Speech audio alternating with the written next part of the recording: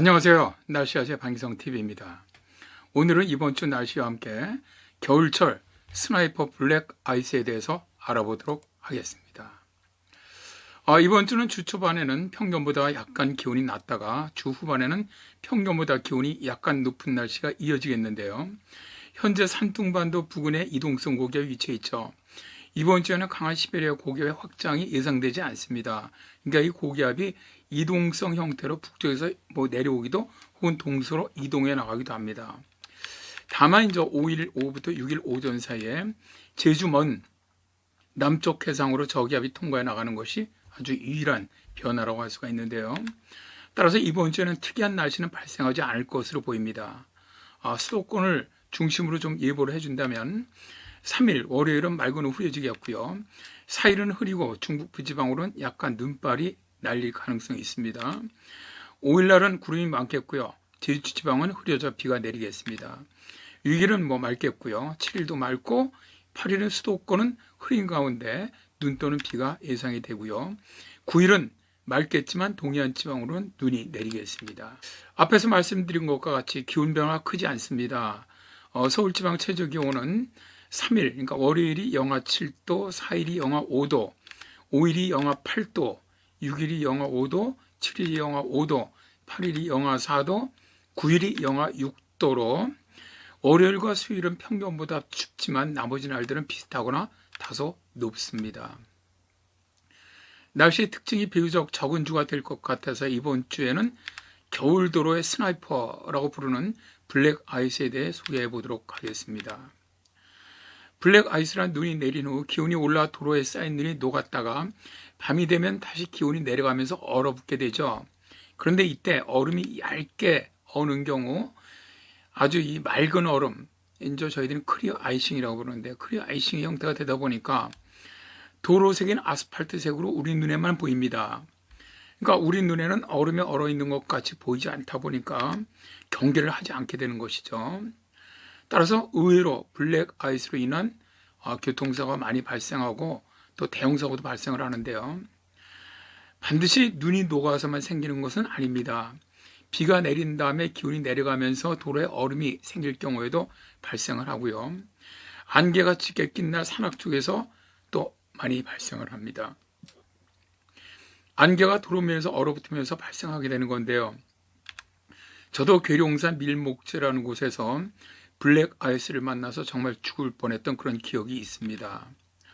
아주 대형 사고까지 발생하는 도로 위에 그야말로 저격수, 스나이퍼이죠.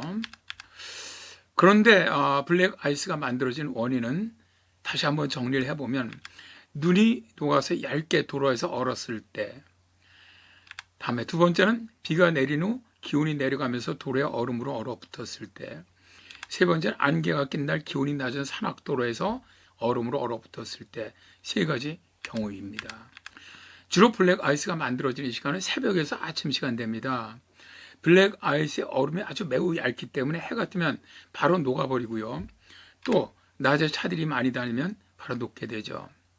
그래서 특별히 새벽에 운전하시는 분들은 각별히 조심하셔야만 합니다.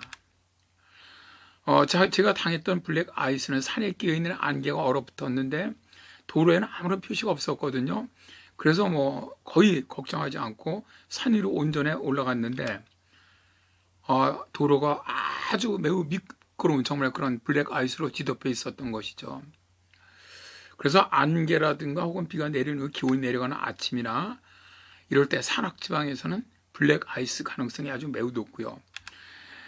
평소에도 이 기온이 급격히 낮아지는 곳이 있습니다. 교량이라든가 혹은 복개 구간 혹은 음지도로 또 터널 출입구 이런 곳에서는 블랙 아이스가 많이 발생을 합니다. 블랙 아이스로 인한 사고를 예방하기 위해서는 당연히 천천히 운전해 주셔야 하고 앞차와의 거리 간격도 충분하게 해주는 것이 좋습니다. 특히 교량이라든가 터널 출입구에서는 규정 속도보다도 20% 이상 줄이면서 운전하시는 것이 교통사고를 방지하는 지름길입니다. 만일 블랙 아이스로 인해서 차가 미끄러지기 시작한다면 우리가 통제할 수 있는 상황은 아니죠. 이건 눈길이나 빙판길에서도 마찬가지인데 핸들을 미끄러지는 방향으로 틀어주면서, 그러니까 일로 미끄러져 나간다면 이 미끄러져 나가는 방향으로 오히려 핸들을 틀어주면서 브레이크를 아주 짧게 끊어주는 것이 최선의 대치 방법입니다.